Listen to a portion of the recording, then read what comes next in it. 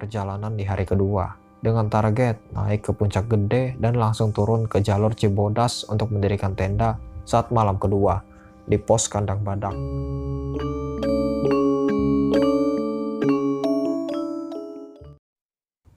Kami mulai berjalan, gua masih paling belakang dan Rama di depan. Kita jalan perlahan. Ahmad sesekali minta break karena kakinya masih sedikit terasa sakit. Kami pun mengiyakan agar ia terus bisa berjalan. 1 jam kemudian kami pun sampai di Simpang Maleber. Setelah istirahat, kami berjalan lagi. Hanya tinggal melewati alun-alun Surya Kencana, kemudian menuju puncak. Di sepanjang perjalanan, cuaca cukup cerah. Sinar matahari masuk di antara pepohonan yang lebat. Ahmad bisa berjalan dengan baik dibantu oleh trekking pole yang gua pinjamkan. Kurang lebih 2 jam perjalanan. Akhirnya kami sampai di alun-alun Surya Kencana Timur. Sambil melepas lelah, kita pun memutuskan untuk istirahat. Lagi pula, baru jam 11 siang. Kami foto-foto sambil melihat padang atau sabana yang luas, dihiasi dengan pohon edelweiss yang kering pada saat itu. Gua usulkan untuk berjalan lagi dan istirahat lebih lama di alun-alun Surya Kencana Barat, yaitu pintu masuk jalan menuju puncak. Sambil berjalan, kami mengabadikan beberapa foto. 45 menit kemudian, kami sampai di jalur menuju puncak.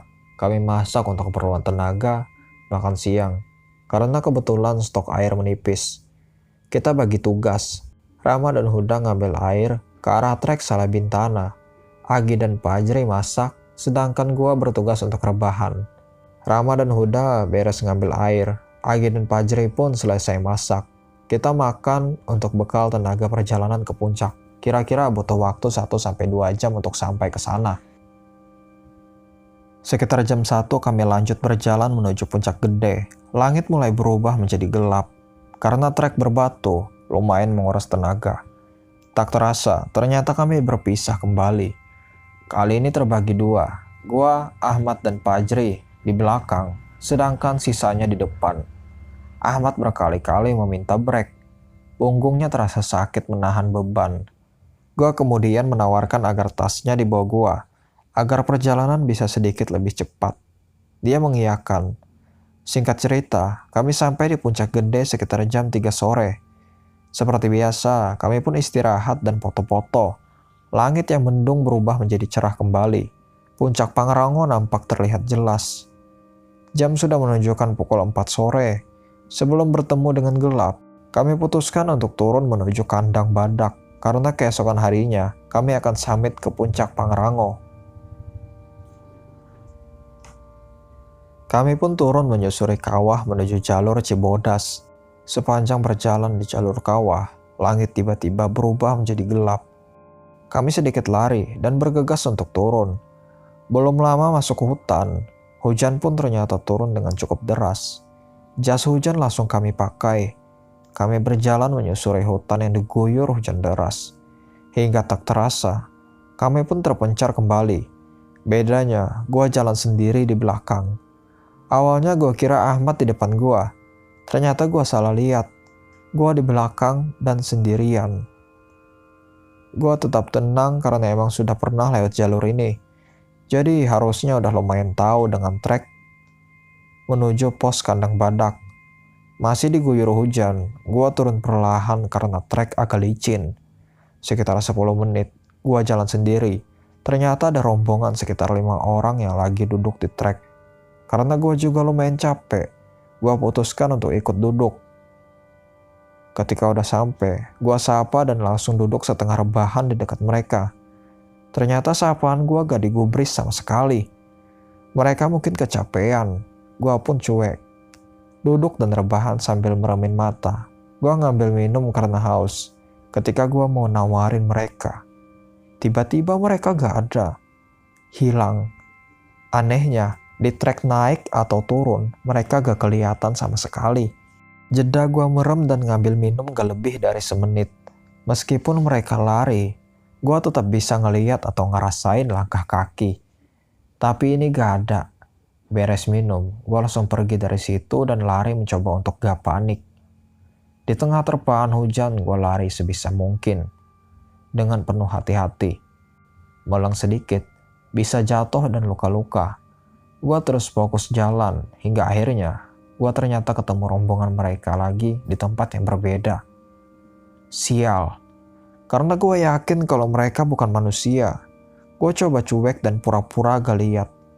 Posisi mereka persis sama dengan yang sebelumnya. Gua pun jalan santai melewati mereka. Karena sedikit penasaran, gua nengok pelan dan rombongan tersebut balik melototin gua. Benar-benar melotot. Gua lari sekuat tenaga, walaupun badan udah benar-benar capek. 10 menit gua lari. Lagi-lagi gua nemuin rombongan tersebut. Kali ini mereka berdiri dan menghadap ke arah gua. Di situ gua benar-benar gak ngerti harus ngapain. Sumpah, capek. Akhirnya gua mutusin untuk melangkah maju. Yang penting coba dulu. Mulut gua gak berhenti terus baca doa. Hati deg-degan gak karuan. Badan udah lemes bingung mau ngapain. Gua coba maju selangkah demi selangkah. Ketika gua hampir mendekati rombongan tersebut, mereka seketika hilang. Akhirnya lega banget. Gua langsung lari, gaspol. Gak peduli licin, yang penting ketemu teman-teman. Hingga selang setengah jam kemudian, gua ketemu Rama dan Ahmad. Gua seneng bukan main. Gua minta istirahat karena bukan badan doang yang capek. Hati juga sedih. Mereka berdua cuma bertanya-tanya, ada apa? Dan kenapa gua ada di belakang? Padahal mereka berdua ngelihat gua di depan mereka. Lalu yang tadi siapa? Gua perlahan jelasin. Kalau pas hujan mulai deres, gua terpisah. Sedangkan penjelasan dari mereka, kalau gua ada di depan mereka, persis. Ya udah, karena saat itu udah hampir gelap, kami mulai pakai headlamp. Tak berselang lama, kami bertemu Agi, Fajri, dan Huda. Hujan mulai reda, karena jarak pandang yang minim, kami berjalan beriringan menuju pos kandang badak. 10 menit berselang, kami akhirnya sampai di Tanjakan Setan, tanjakan ikonik di jalur Cibodas. Untuk turun pun terlihat susah, suram, ditambah kondisi malam, nyiksa. Kami turun menggunakan webbing yang telah disediakan, perlahan-lahan memastikan pijakan, dan kami berhasil sampai bawah. Kami terus berjalan menyusuri gelapnya hutan. Tak ada yang banyak bicara. Kami semua merasa lelah, hingga akhirnya keheningan tersebut pecah. Tiba-tiba dari arah hutan sebelah kanan, terdengar jeritan bayi, disusul dengan suara merintih dari arah yang sama. Mendengar suara tersebut, kami saling berpegangan tangan, doa terus diucapkan. Suara tersebut seperti mengikuti kemana arah langkah kami. 15 menit kemudian, suara tersebut hilang dan kami sampai di percabangan Puncak Pangrango dan Puncak Gede. Akhirnya, sebentar lagi sampai. 5 menit kemudian, kami sampai di pos kandang badak. Tidak begitu banyak yang mendirikan tenda. Mungkin kurang dari 8 tenda. Kami pun bergegas mendirikan tenda di dekat sumber air. Tujuannya agar gampang untuk sekadar mengambil atau menggunakan air. Kami berbagi tugas, ada yang ngambil air, mendirikan flysheet, dan mendirikan tenda. Tak butuh waktu lama, 2 tenda berdiri kokoh. Kami bergiliran masuk untuk ganti baju dan membereskan isi tenda. Sambil menunggu giliran, gua cuci kaki dan seluruh badan yang kotor di sumber air. Dingin, mirip air es. Ketika selesai dan melangkah balik ke tenda, di belakang gua tiba-tiba ada suara ketawa kecil. Hehehehe. Merasa janggal, gua langsung lari masuk dalam tenda lalu ganti baju. Setelah ganti baju, gua minta temenin ke Rama untuk membuat tali jemuran. Kebetulan beberapa baju kami kotor dan sedikit basah. Gua pasang tali jemuran di bawah flysheet agar kalaupun nanti hujan, masih bisa terlindungi. Tali pun berhasil gua pasang, baju yang kotor dan basah gua jemur. Begitupun dengan Rama. Setelah semua beres, baru gua mau masuk tenda. Rama tiba-tiba bilang, kalau nanti malam ada apa-apa lagi, langsung bangunin gua ya. Perasaan udah mulai gak enak. Gua iyain, lalu masuk ke tenda. Dengan sisa logistik yang masih ada, kami memasak. Ahmad mulai merasakan sakit lagi di kakinya. Gue menyuruhnya untuk minum obat pereda nyeri. Akhirnya kami merasakan suasana tenang kembali. Jam 8 kami makan dan ngobrol-ngobrol santai. Tak lama hujan turun cukup deras.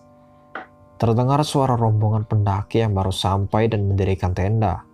Gue usahakan jangan sampai tidur terlalu larut, karena besok kami harus bangun jam 4 pagi untuk summit ke puncak Pangrango. Setelah ngobrol, ngalor ngidul, kami memutuskan untuk tidur. Saat itu jam 10 malam, formasi tenda masih sama dan gua tidur di tengah. Lampu tenda dimatikan, kami tidur. Gua berkali-kali terbangun karena hujan deras di luar tenda. Syukurnya gak ada hal-hal aneh yang gua rasain. Gua tertidur lagi. Sekitar jam 2, gua lagi-lagi terbangun karena haus. Gua duduk, minum, lalu tiduran, mencoba tidur. Ketika seperti hampir setengah tidur, tiba-tiba seluruh badan gua dingin, bukan main, disusul pusing yang berat. Gua coba tetap merem, hingga kemudian kaki gua serasa kram gak bisa digerakin sama sekali. Digeser sedikit aja, sakitnya bukan main. Rasanya seperti patah. Karena gak kuat, gua buka mata dan ternyata ada sosok perempuan duduk di atas kaki. Bener-bener ngedudukin kaki gua. Mulut serasa dilakban. Gak bisa teriak sama sekali. Tangannya seperti meraba-raba tubuh gua. Kukunya panjang, wajahnya berlumuran darah.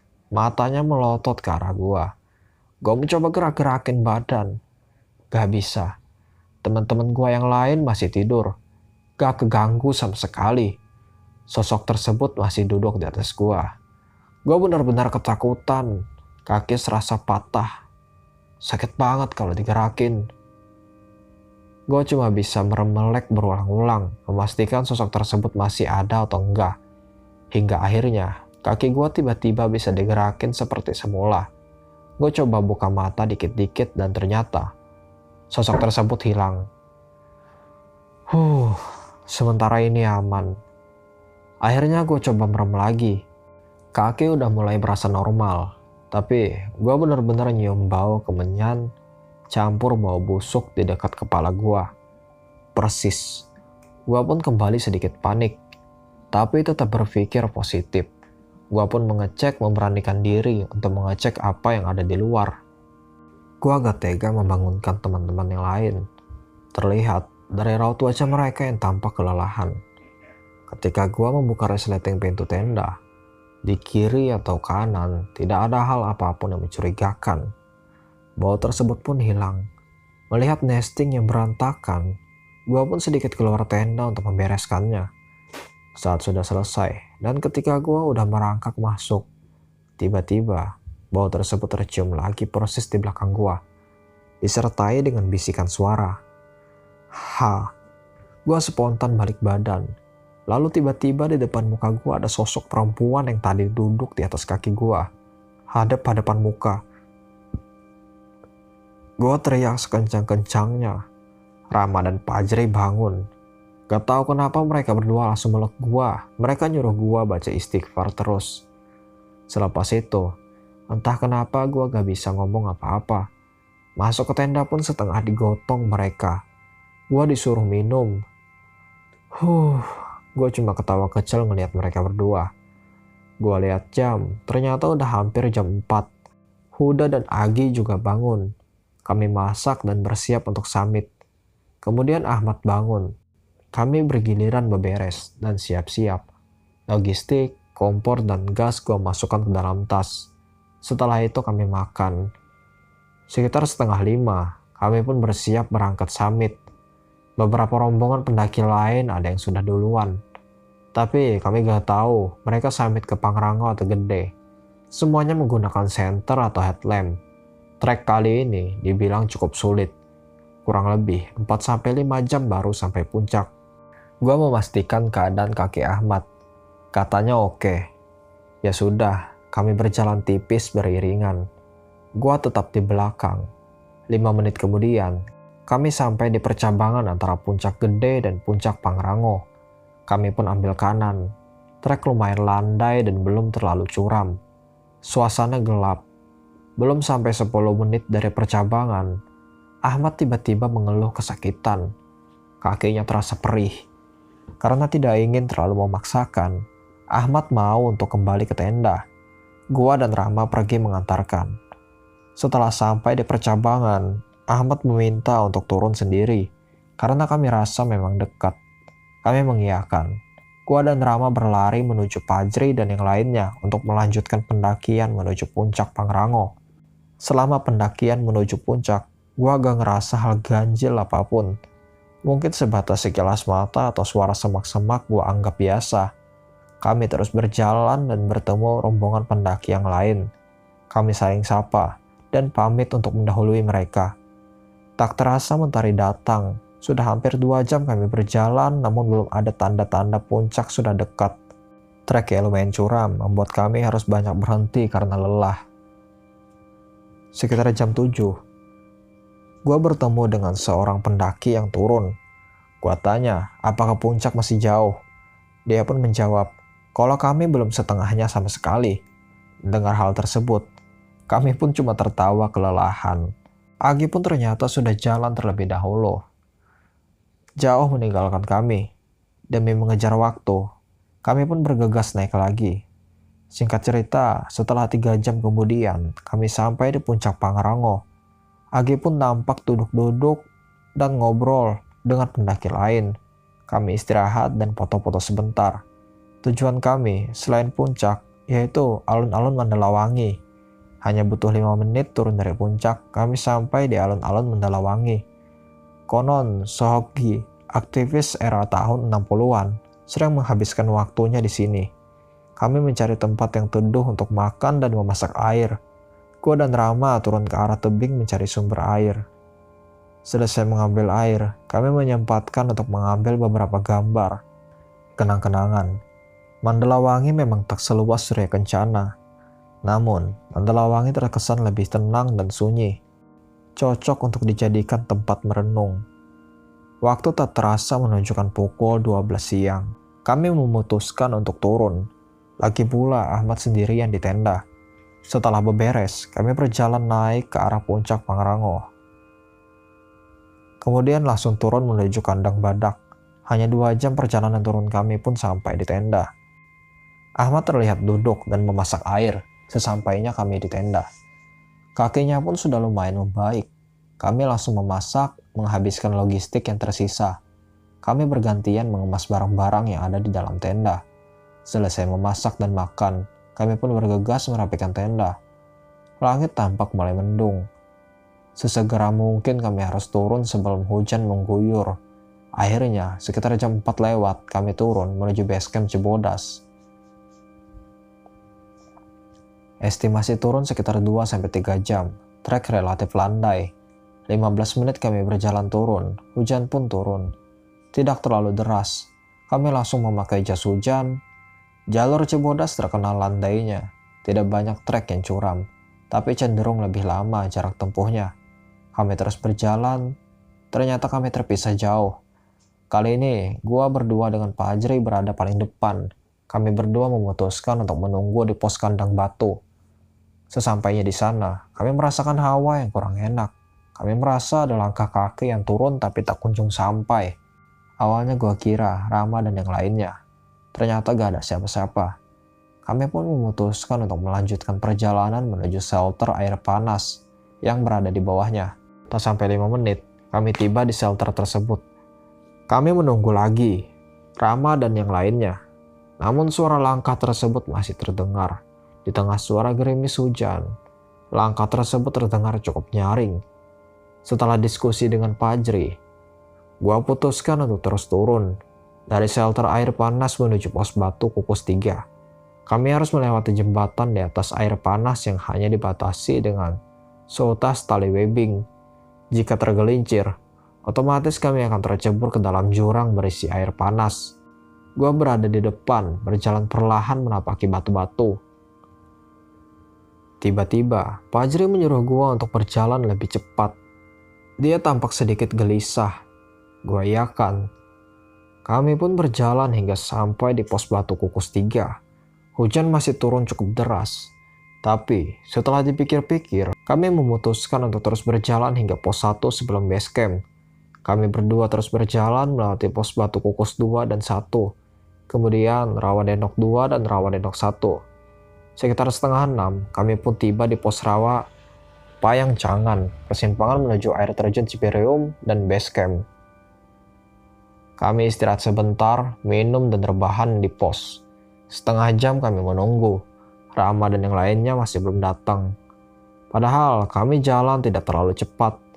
Setelah diskusi dengan Fajri, kami memutuskan untuk berjalan lagi menuju pos Telaga Biru.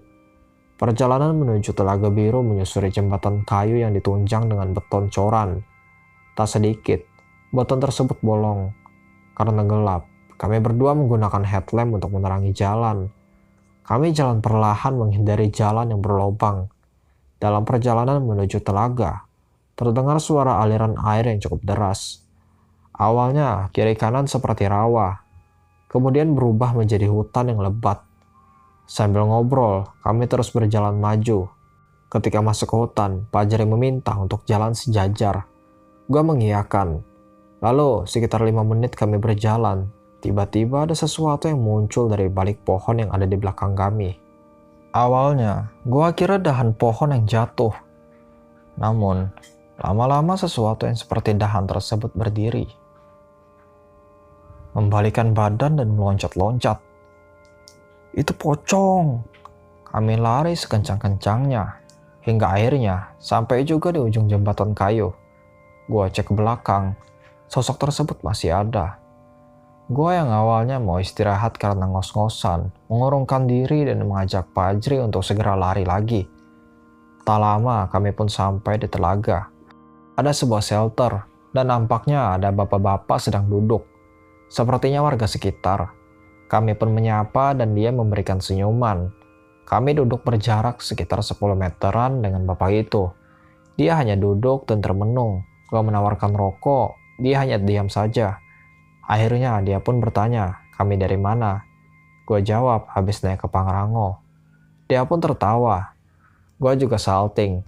Lalu dia tiba-tiba nanya pertanyaan yang aneh. Kalian ketemu pocong gak di jembatan itu? Lah, gue saling bertatap muka dengan Fajri. Gue jawab aja, enggak pak. Dia kemudian memastikan lagi. Yakin? Gue pun menjawab, iya pak, aman. Lalu bapak tersebut tertawa lagi. Kali ini sedikit keras. Gua ngerasa mulai gak beres. Gua kodein Fajri untuk memakai kembali tasnya. Tiba-tiba, bapak tersebut terdiam. Kemudian mata bapak tersebut berubah menjadi merah dan muncul bau busuk. Kami kaget, ancang-ancang lari. Bapak tersebut lalu teriak, yang kejar kalian di jembatan itu saya. Kami makin panik. Trek bebatuan yang lumayan basah kami terabas. Tak jarang kami berdua jatuh. Gak peduli apa yang ada di belakang, kami terus berjalan dengan cepat. Kami berdua menguatkan satu sama lain. Setengah jam kemudian, akhirnya kami sampai di base camp. Rasanya lega banget. Kami istirahat di depan ruangan base camp. Raut wajah Fajri yang terlihat tegang kini berubah agak sedikit tenang. Kami berdua tertawa terbahak-bahak, konyol. Sambil menunggu Rama dan yang lainnya, kami pergi ke warung untuk memesan makan. Fajri kemudian bercerita mengapa ketika di jembatan setelah shelter air panas ia meminta gua untuk melangkah lebih cepat. Ternyata Fajri merasa kalau pundaknya ditepuk. Kemudian, ketika menoleh ke belakang ia melihat sosok perempuan samar-samar. Setelah sampai di jembatan kayu pun, sebenarnya dia sudah melihat bayangan pocong tersebut. Namun, karena merasa ragu, ia mencoba untuk cuek. Makanya ia meminta gua untuk jalan sejajar. Bahkan ketika kami sampai di telaga, Fajri sudah curiga terhadap bapak-bapak tersebut. Karena sebenarnya ketika baru duduk, ia mencium bau menyan yang sangat mencolok dari bapak-bapak tersebut. Dia pun gak ngerti kenapa gua seberani itu ngajak ngobrol. Kami hanya bisa tertawa. Pengalaman yang menegangkan. 1 jam kemudian, sekitar jam 8, Rama dan yang lainnya datang. Gua tanya, aman atau enggak? Ternyata mereka juga sama mengalami hal aneh, tapi tidak se-ekstrem gua dan Fajri. Rama menuturkan kalau sepanjang jalan mereka diikuti oleh makhluk yang badannya tinggi besar. Makhluk tersebut mulai mengikuti dari shelter air panas hingga pertigaan air terjun. Rama pun sempat melihat bayangan samar putih saat melewati jembatan kayu, namun tidak menunjukkan sosoknya. Ahmad pun kemudian nimbrung bercerita. Ketika ia turun sendiri, ternyata ada orang yang menuntun dia sampai mendekati tenda. Ketika Ahmad ingin mengucapkan terima kasih, orang tersebut melayang di udara. Ahmad ketakutan hingga dia pun masuk ke tenda orang lain pura-pura mengobrol. Untung saja ada anggota dari rombongan pendaki lain yang tidak ikut muncak, sehingga ada yang menemani Ahmad. Mengingat tenda, Fajri kemudian bercerita kejadian mengapa dia dan Rama memeluk gua Kejadian ketika Fajri kemudian bercerita kejadian mengapa dia dan Rama memeluk gua ketika kejadian malam kedua di pos kandang badak. Sebenarnya, Fajri melihat sosok perempuan duduk di atas kaki gua. Menurutnya, sosok tersebut seperti ingin membawa gua ikut dengan sosok perempuan tersebut. Namun, saking takut melihat sosok tersebut, Fajri memilih pura-pura tidur. Hingga pada saat sosok tersebut hilang, Fajri akhirnya bisa bernapas lega dan kemudian melanjutkan tidurnya. Fajri pun mencium bau busuk dan dia kesal kenapa gua malah nekat keluar tenda. Ketika gua teriak, dia pun langsung membangunkan Rama dan memeluk gua. Rama yang bilang untuk meluk dan gotong gua masuk dalam tenda. Katanya gua seperti ditarik oleh sosok tersebut. Lain halnya dengan Huda dan Agi. Mereka berdua merasakan gangguan ketika berada di dalam tenda. Pada malam pertama dan kedua, mereka berdua sebenarnya gak bisa tidur pulas. Mereka mendengar bisikan-bisikan dan seperti ada yang memainkan outer tenda mereka. Mendengar cerita satu sama lain, kita hanya bisa tertawa dan mengambil hikmahnya. Kekompakan kelompok memang diperlukan ketika ada berbagai macam bahaya. Setelah makan dan beberes, sekitar jam 10 malam, angkutan desa datang untuk mengantarkan kami menuju rumah Ahmad. Lalu kurang dari jam 12 kami pun sampai, gue bergegas langsung mandi dan bebersih. Badan lengket-lengket hampir 4 hari belum mandi. Setelah itu, kami membeli makanan untuk kami santap sebelum tidur. Keesokan harinya, kami berenam memutuskan untuk pulang. Agi, Huda, dan Rama pulang ke Sukabumi, sedangkan gua, Ahmad, dan Fajri kembali ke Bandung. Pendakian edisi Gede Pangrango sukses dan meninggalkan berbagai cerita. Seperti yang telah gua tulis di awal, utas ini bertujuan sebagai pengingat untuk kita semua agar selalu berhati-hati dan selalu menjaga etika dimanapun kita berada. Kegiatan di luar ruangan mempunyai beragam situasi yang tak dapat kita prediksi sebelumnya.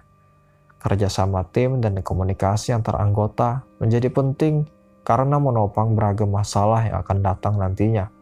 Saling menenangkan, berpikir jernih, dan menguatkan mental satu sama lain merupakan kunci dalam kesuksesan dalam suatu kegiatan.